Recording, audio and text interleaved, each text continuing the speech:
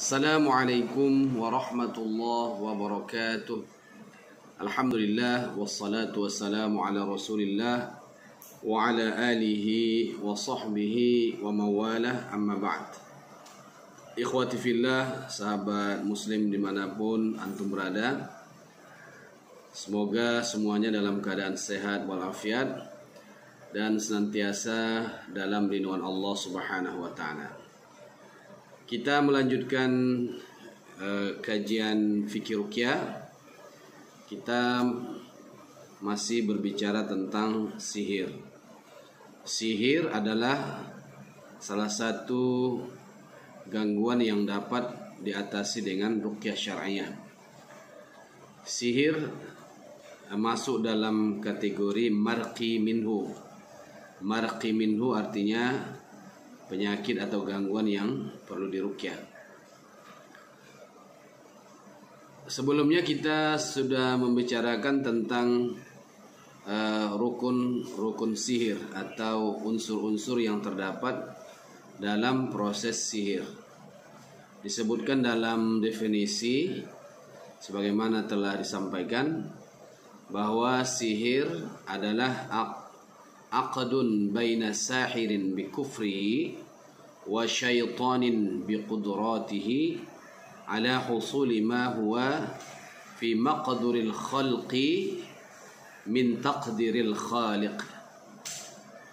Sihir adalah akad transaksi antara tukang sihir dengan kekufurannya dan setan dengan kekuatan yang diberikan Allah kepadanya untuk menciptakan sesuatu ini masih dalam batas kemampuan seorang makhluk, ya, tentunya dengan izin Allah Subhanahu wa taala. Nah, jadi dari definisi ini oleh Syekh Sa'id Ahmad Abduh dalam bukunya Maradus Sihir, bahwa ada 4 rukun, 4 unsur yang sangat menentukan terjadinya proses sihir. Yang pertama adalah ilmu sihir. Ya, ilmu sihir itu adalah suatu pengetahuan atau kemampuan, ya, untuk menciptakan sihir. Ya, tentu harus ada yang dipelajari, harus ada yang dilakukan dalam proses untuk mendatangkan, ya, pengaruh sihir tersebut kepada orang yang akan disihir. Nah, ilmu sihir ini yang terjadi yang kemudian akan berujung kepada adanya perjanjian akad, ya, antara tukang sihir dengan setan. Nah, dalam akad yang dilakukan oleh kedua pihak, nah, di sini ada ilmu-ilmu yang harus diterapkan oleh seorang tukang sihir sehingga setan berkenan hadir untuk memberikan bantuan, pertolongan, ya, dan hal-hal yang diinginkan. Nah, maka dalam cakupan ilmu sihir ini ada ilmu perbintangan, ada ilmu tentang huruf, bagaimana memfungsikan huruf, ya, kemudian dengan apa, ya, huruf itu harus ditulis, ya, dan seterusnya, ya. Nah, itu yang kemudian diakumulasikan menjadi sebuah ilmu. Jadi ilmu inilah yang menjadi patokan, yang menjadi titik poin terjadinya akad, ya, antara tukang sihir dengan setan yang akan membantunya dalam proses sihir.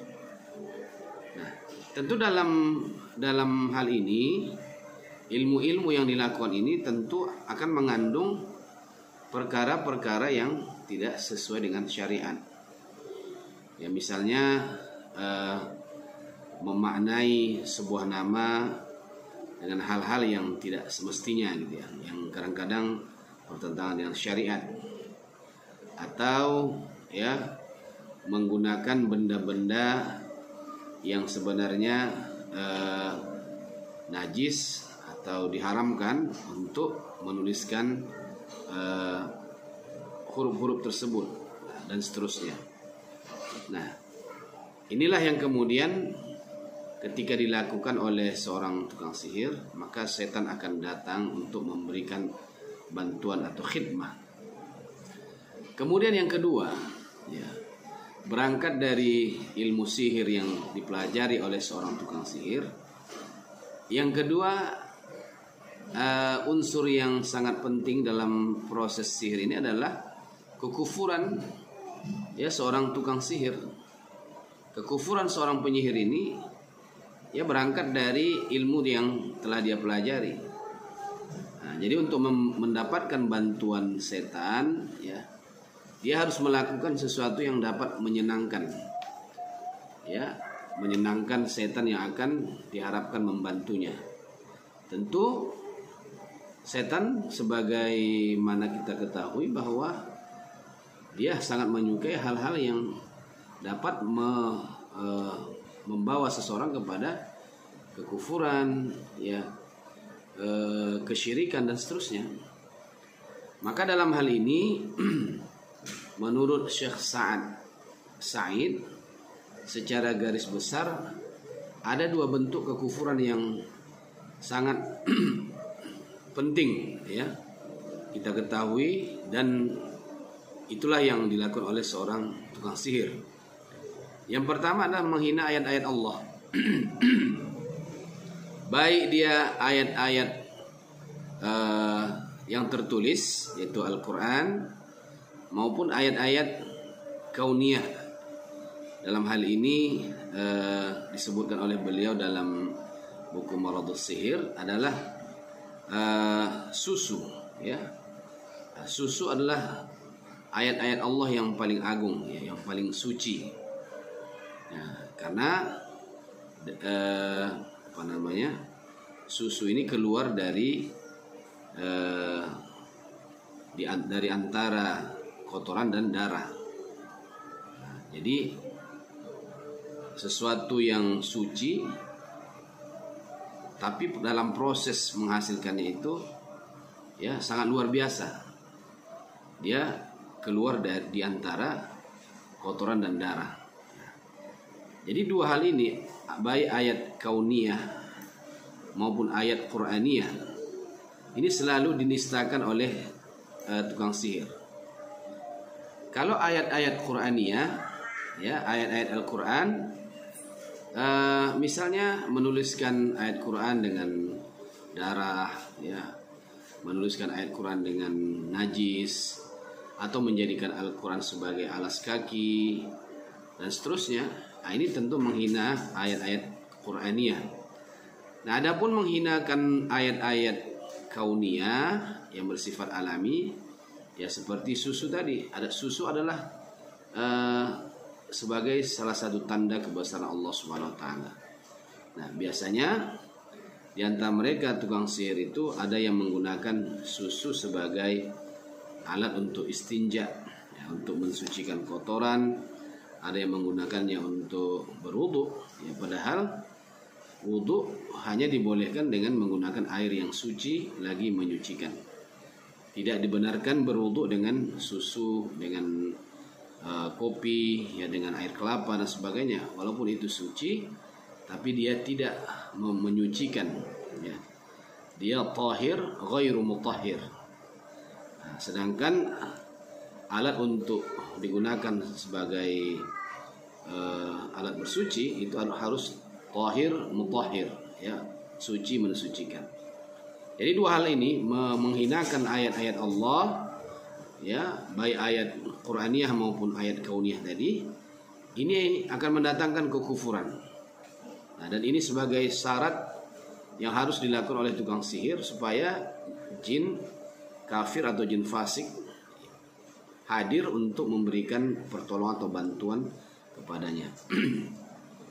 Kemudian yang kedua, yang dapat membuat seseorang itu kufur dalam konteks ini adalah seorang tukang sihir atau penyihir, yaitu melakukan perbuatan yang paling keji. Ya.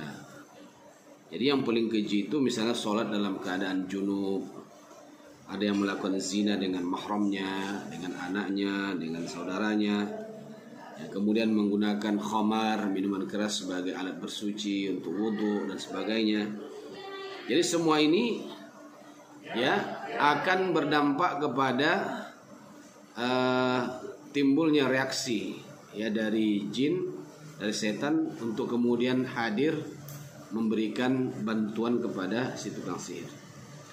Nah, inilah dua hal yang secara garis besar ya, dua perkara ini, menghina ayat-ayat Allah dan melakukan perbuatan yang paling keji. Nah, ini akan menyeret seseorang pada kekufuran.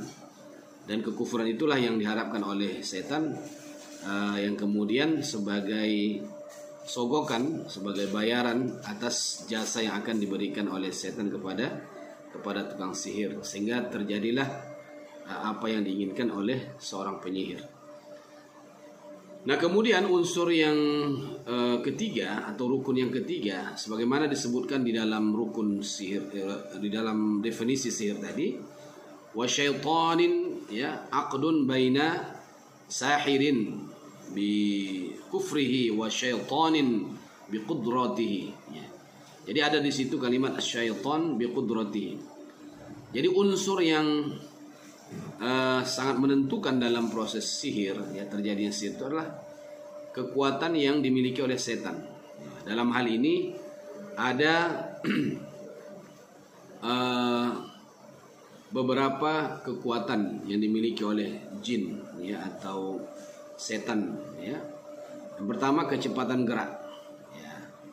Bisa dalam satu detik ya, dari jarak yang cukup jauh seorang penyihir bisa memberikan pengaruh kepada korbannya.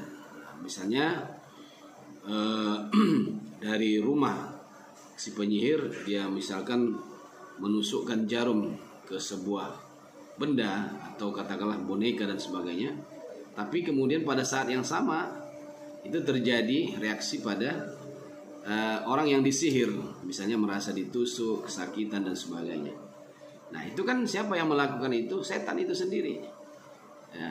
Jadi saat dilakukan oleh seorang tukang sihir suatu gerakan tertentu, maka korban yang ada di seberang sana itu langsung pada saat itu juga mengalami ya reaksi kesakitan dan sebagainya. Kemudian kekuatan jin ya bisa membawa benda berat ya. Benda berat yaitu ya bisa rumah, bisa ya artinya sesuatu yang mungkin bagi kita tidak masuk akal ya, selama itu masih dalam kekuatan yang diberikan Allah kepada setan, jin, itu bisa terjadi. Misalnya sebuah mobil bisa berpindah tempat ya, dari satu tempat ke tempat lain. Kemudian nah, ini juga dalam proses sihir ya, walaupun tidak dikatakan benda berat, tetapi bisa masuk ke dalam tubuh seorang korban sihir ya, misalkan pisau, silet, kemudian kawat ya, atau benda-benda tajam lainnya seperti jarum. Nah, tanpa diketahui oleh si punya badan ya, si korban sihir tadi, itu sudah bisa tiba-tiba bersarang di dalam tubuhnya, sehingga kadang-kadang perutnya terasa seperti diiris-iris, jantungnya seperti ditusuk-tusuk, kepalanya seperti ya disayat dan sebagainya. Nah, itu terjadi diakibatkan oleh ya adanya benda yang masuk ya ke dalam tubuh si korban ya yang disihir tadi. Nah, bagaimana benda itu masuk? Nah, tentu dibawa oleh jin. Masuknya paku, silet, ya, jarum dan sebagainya itu bukan masuk sendiri tanpa atau diminum langsung begitu, tidak. Ya. Walaupun dalam prosesnya itu nanti ada istilah sihir masyrub, sihir yang diminum. Jadi suatu minuman yang sudah disihir dan dimasukkan benda tajam, ya, kemudian ada unsur jin di dalamnya, maka ketika diminum oleh seorang yang menjadi objek sihir, maka otomatis dia akan masuk ke dalam tanpa melihat di dalamnya ada benda-benda tersebut. Kenapa? Karena sesuatu benda nyata ketika sudah bersentuhan dengan dunia jin, maka dia akan ikut, ya, tidak terlihat, ya, bagi orang yang yang menjadi target sihir tadi. Jadi di sini ada kecepatan gerak dan ada kemampuan membawa suatu benda itu masuk ke dalam tubuh manusia. Begitu juga kekuatan penciuman. Setan itu kekuatan penciumannya sangat kuat, ya. Maka dia diibaratkan seperti anjing. Anjing itu punya kekuatan penciuman, ya. Setan juga sama, ya. Jadi dalam hal ini orang yang ingin disihir, ya, dimanapun dia bersembunyi, ya, selama masih dalam jangkauan penciuman setan, itu akan mudah. Dia akan mudah diserang oleh sihir. Kemudian kekuatan merubah bentuk dan penjelmaan. Ya, tentu ini sudah biasa bahwa setan itu bisa tasyakul, bisa menyerupai, ya, bisa menjelma, baik dalam bentuk binatang atau dalam bentuk orang yang dikenal atau tidak dikenal, ya, yang disebut dengan istilah tamatsul, ya, itu adalah kemampuan yang diberikan Allah Subhanahu wa taala kepada jin. Kemudian mengangkat benda berat tadi sudah disebutkan. Kemudian kekuatan akal, ya.